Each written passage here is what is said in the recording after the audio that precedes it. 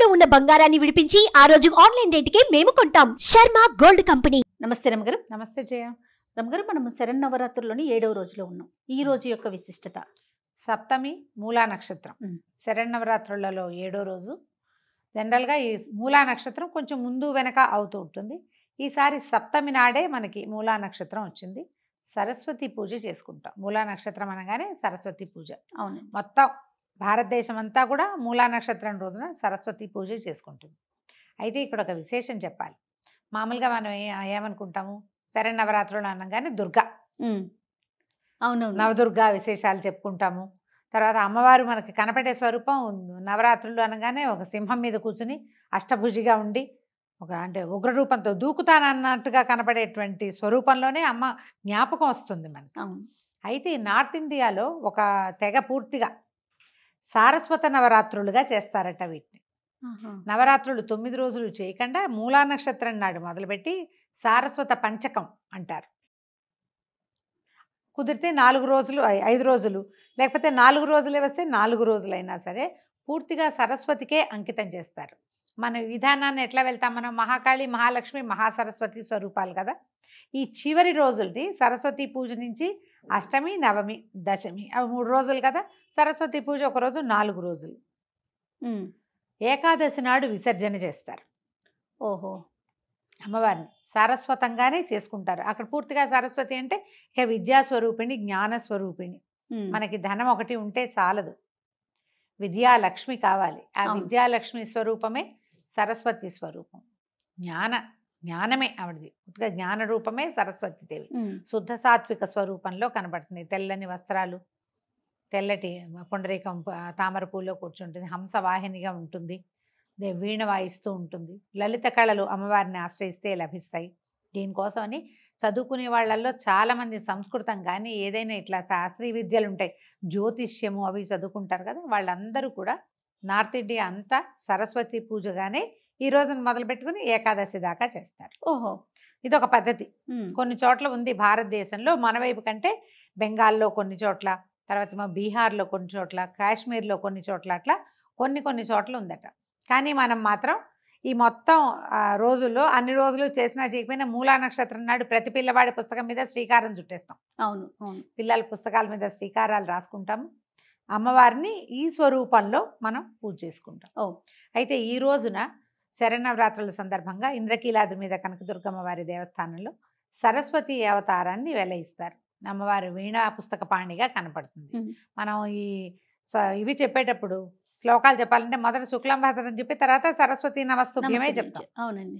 విద్యారంభానికి ప్రతి విద్యకి ఆలవాలము ఆశ్రయభూత సరస్వతీదేవి. అయితే అమ్మవారికి తెల్లని పాల పాయసము అది చేసి పెడతారు. పాలతోటి చేసిన పాయసం అంటే పంచదారతోటి చేస్తేనే మనకు తెల్లగా వస్తుంది. బెల్లం వేసేసరికి రంగు మారిపోతుంది కదా. తెల్లని పాయసాన్ని నివేదన చేస్తారు.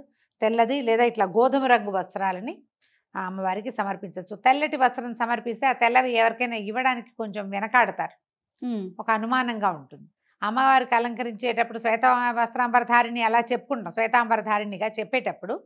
కానీ మనం సమర్పించేటప్పుడు కొంచెం లేత సంపెంగి రంగు, కాస్త గోధుమ రంగు, క్రీమ్ కలరు, హాఫ్ వైట్, ఇట్లా ఏవైనా అమ్మవారికి సమర్పించి వాటిని ఎవరికైనా మనం ఇచ్చుకోవచ్చు. అయితే సరస్వతి స్వరూపానికి మనం ఎలాంటి పూజా విధానాన్ని చేయొచ్చు, సరస్వతి అష్టోత్తరం లభిస్తుంది. ఓకే. అయితే ఇది జ్ఞాన వృద్ధికి ఉపయోగపడే అంశస్వరూపం, దైవాంశ కాబట్టి అమ్మవారికి మనం ఏదైనా సరస్వతికి సంబంధించిన ఒక్క శ్లోకాన్ని ఈ రోజున పిల్లలకి నేర్పించుకోండి. ఈ సంవత్సరం అంతా ఆ శ్లోకాన్ని రటన చేయాలి. వచ్చే సంవత్సరం మళ్ళీ ఇంకో కొత్తది నేర్పించవచ్చు. ఓకే. సంగీతం పాడుకునే వాళ్ళకి, పిల్లలకి శారదకు సంబంధించిన పాటలు బోలెడన్ని కనపడతాయి. సరస్వతికి సంబంధించింది ఒక సరస్వతికి సంబంధించిన ఒక పాటని పిల్లలకి గీతాన్ని నేర్పించుకోవచ్చు.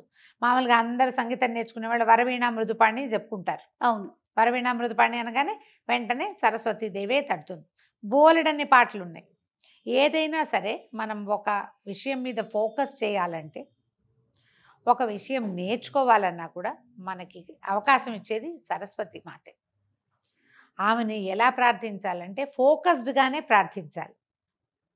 ఇతరత్రా వెళ్ళకూడదు. ఉమ్. అందుకనే ఈ నార్త్ ఇండియాలో ఈ సారస్వత పూజా విధానం ఉండటానికి అదే కారణం అని చెప్తారు. ఓకే. పిల్లల పుస్తకాలు అవి కూడా మనం ఎక్కడైతే దేవతార్చన చేసుకుంటున్నామో అక్కడ పెట్టించండి.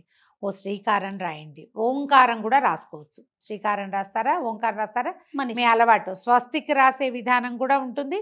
స్వస్తిక్ అయినా రాయటం, అమ్మవారి దగ్గర పెట్టుకోవటం. సాయంకాలం ఆ పుస్తకాలు తీసేసుకుని, ఉమ్. లేదా రాత్రి పెడతామంటే మధ్యాహ్నం సాయంకాలం పెట్టడం, మర్నాడు పొద్దున్న తీసుకోవడం. కాసేపు అయినా పిల్లల్ని చదివించండి. ఈ రోజున ఎవరైనా పిల్లలకు అక్షరాభ్యాసం చేయదలుచుకుంటే కనుక మూలా నక్షత్రం రోజున నిరభ్యంతరంగా అక్షరాభ్యాసం చేయించుకోవచ్చు. దీనికి ముహూర్తం చూడాలి, పంచమ శుద్ధి చూడాలి, ఇలాంటి నియమాలు కొన్ని కనిపిస్తాయి చేయ. ఉహుం. మనం విడిగా చేసుకునేటప్పుడు, మనం మామూలు రోజుల్లో ముహూర్తాలు పెట్టేటప్పుడు తప్పకుండా పంచగ్రహితంగా కావాలి, సరిగ్గా శుద్ధి ఉండాలి. ముహూర్త శుద్ధి చాలా అవసరం. కానీ పర్వదినాల్లో చేసేటప్పుడు అంత తప్పు లేదు. ఉహుం. మనం ఏదైనా క్షేత్రానికి వెళ్ళి చేయించుకోదలుచుకున్నా కూడా ఈ రోజున వెళ్ళి చేసుకోవచ్చు. ఓ. ఇంట్లో పెద్దవాళ్ళు ఎవరైనా ఉంటే వాళ్ళతోటి అక్షరాభ్యాసం చేయించేయండి. సమీపంలో దేవాలయం ఉంటే అక్కడికి తీసుకెళ్ళి చేయించండి. మీరు కూడా కావాలనుకుంటే, తెలుగు బాగా రాదు, బాగా నేర్చుకోవాలనుకుంటే మూలా నక్షత్రం రోజున ఓం నమ శివాయ రాయండి ఏదైనా. దాంతో సరస్వతి అనుగ్రహం లభిస్తుంది. మనం సరస్వతి అనగానే కేవలం చదువు అనుకుంటాం. ఆ. చదువు ఒక్కటే సరిపోతుందా? మనకి బుద్ధి కావాలి కదా. బుద్ధి కావాలి, జనరల్ నాలెడ్జ్ కావాలి, కామన్ సెన్స్ కావాలి. ఈ 4 కావాలంటే సరస్వతి అనుగ్రహం ఎంత మెండుగా ఉంటే అంత అంత మంచిదని చెప్తారు. అయితే సాత్విక స్వరూపంగా కనపడుతుంది అమ్మవారు ఆ. కదా. ప్రశాంతంగా చక్కగా వీణ వాయించుకుంటూ తెల్లటి హంస మీద కూర్చునో, లేకపోతే ఒక తెల్లటి పుండరీకంలో కూర్చునో కనపడుతుంది. ఈమెది ఇందులో ఒక ఉగ్ర స్వరూపం ఉంది సరస్వతిలో. ఉహుం. ఆమెని నీల సరస్వతి స్వరూపంగా ఆరాధిస్తారు. అది మనకి ఎక్కడ కనపడుతుంది? దేవి భాగవతంలో శుంభ నిశుంభుల్ని వధించింది ఈవిడ అని. శుంభ నిశుంభులు అనగానే రాక్షసులు కనపడతారు. అవును. ఈ రాక్షసులని ఈవిడ ఎట్లా వధించింది? ఈవిడికి ఆయుధం లేదు. ఆయుధం లేదు కదా. ఏ పటంలోనూ మనం సరస్వతికి ఆయుధం చూస్తామా? చూడు. వేణే ఆయుధం. అవును. అయితే ఆవిడ వెనకాల పడ్డారు వీళ్ళు. ఆ. శుంభ నిశుంభులు మహాసౌందర్య రాశిగా ఉన్న ఆమె వెనకాల పడితే, ఆమె దీంట్లో నుంచి, ఈ సాత్విక స్వరూపంలో నుంచి నీల సరస్వతిగా సింహవాహినిగా మారి వీళ్ళిద్దరిని సంహరించిందని చెప్తారు. ఓ. శుంభ నిశుంభ వధ చాలా చిన్న కథగా కనపడుతుంది దేవి భాగవతంలో. చూడు, సాత్విక రూపిణి అయిన ఆవిడ ఇలాంటి పని చేయటం అంటే అది కొంచెం వింతగా ఆ, అనిపిస్తుంది. వింతగా అనిపించిన వాళ్ళ ప్రవర్తన మీద. వాళ్ళ ప్రవర్తన అంతే మీద. కదా రమ్మగారు. అంటే ఇప్పుడు నువ్వు లోక చదువుకో, కళ్యాణార్థం. నువ్వు చదువుకో, సాత్వికంగా ఉండు, నీ ప్రవర్తన నీదేగా, నువ్వు బుద్ధిగా ఉండు, నీ దారి నువ్వు. నీ జోలికి వస్తే మాత్రం నీల వదిలిపెట్టకు. సరస్వతివి కావాలి నువ్వు. అది ఇది ఒక రకమైన బోధే కదా. అంతే కదండి. నీ జోలికి వస్తే వదలద్దు. నువ్వెవరి జోలికి వెళ్ళకు, హాయిగా నీ వీణ వాయించుకుంటూ నీ పుస్తకం చూసుకుంటూ నువ్వు స్థిమితంగా ఉండు. అమ్మవారు అట్లాగే కనపడుతుంది. అట్లా పుస్తకాన్ని, వీణని పట్టుకుని ఉన్న స్వరూపాన్ని కనుక ధ్యానిస్తే మనకి లోపల ఒక రకమైన ఆందోళన ఉంటుంది చూడు, ఉమ్. అది తగ్గిపోతుంది. ఉమ్. ఏదైనా చదువుకోవాలంటే ప్రెషర్ఫుల్గా చదవకూడదు, ప్రశాంతంగా చదవాలి. ఇప్పుడు మన విద్య ఎట్లా అయింది? ఎంతసేపు కూడా పరిగే, అంతే కదండి. పరుగు, పోటీ, అంకెలు, దాంట్లోనే ఉంటున్నాం. ఆ పోటీ నుంచి మనని కొంచెం పక్కకి తీసుకెళ్ళాలంటే సంవత్సరానికి ఒక్కసారైనా పిల్లలకి ఈ సరస్వతి సాత్విక స్వరూపంలో ఉన్న సరస్వతి అమ్మవారి పూజ చేయించడం, వాళ్ళ పుస్తకాలు అక్కడ పెట్టించడం, కాసేపు దండం పెట్టుకుని అయినా ప్రశాంతంగా చదువుకోండి. అవసరమైనప్పుడు విజృంభించు, అక్కర్లేనప్పుడు ప్రశాంతంగా ప్రశాంతంగా ఉండు. ఉండు. అదే కదా సరస్వతి స్వరూపం చూపిస్తుంది. అవును. ఆ స్వరూపాన్ని ధ్యానిస్తూ ఈ రోజున అమ్మవారికి తెల్లని పాల పాయసాన్ని, పాల పూరీలు, పాలతోటి చేసిన ఏ పదార్థాన్నైనా కొంచెం రంగులు మారకుండా తెల్లటి దాన్ని, తీపి పదార్థాన్ని నివేదన చేయొచ్చు. ఇలా సరస్వతి పూజని ముందుకు తీసుకెళ్దాం. మన బాసర పుణ్యక్షేత్రంలో కూడా చాలా బాగా జరుపుతారు రమ్మగారు. అవును, మూలా బాసరలో నక్షత్రం చేస్తారు. అప్పుడు. మూలా నక్షత్రం ఎక్సలెంట్ గా చాలా బాగా అవును. జరుగుతుంది. శృంగేరి శారదాంబ శారదాంబ దగ్గర దగ్గర. బాగా జరుగుతుంది. అవును. తర్వాత ఏమో మనకి ఇక్కడ వర్గల్లో జ్ఞాన ఆ. సరస్వతి అమ్మవారి దేవాలయం, అక్కడ కూడా విశేషంగా చేస్తారు. ఎక్కడైనా మూలా నక్షత్రం చాలా విశేషమైంది.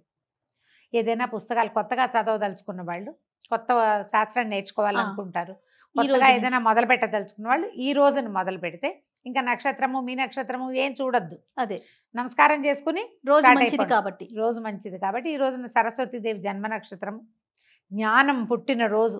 ఉమ్. మరి మనకు కూడా జ్ఞానం, ఎంతో కొంత జ్ఞాన కుసుమాలు మనకి వికసిస్తాయి కాబట్టి అవును. ఆ రకంగా ముందుకు తీసుకెళ్దాం. సంతోషం రామ్ గారు, నమస్తే. నమస్తే.